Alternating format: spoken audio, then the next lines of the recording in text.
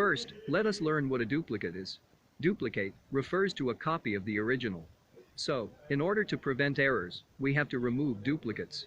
In any data analytics work, there will always be cases where we would get duplicates in different columns. Excel is very handy in removing duplicates in the data. Duplicates can occur in data and cause errors in analytics.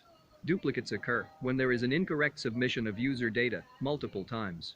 When there is a missing validation for duplication in the dataset. Duplicates occur when we merge multiple data sources using joins. And also when data is copy-pasted multiple times.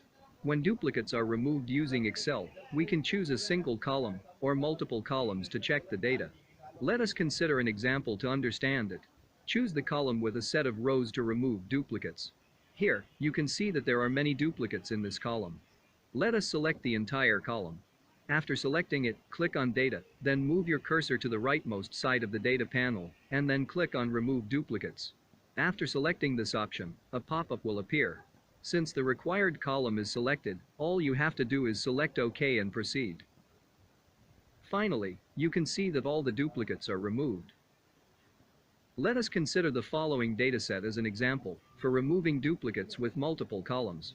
Here, there are two entries for math subject under the same name Albert Dane.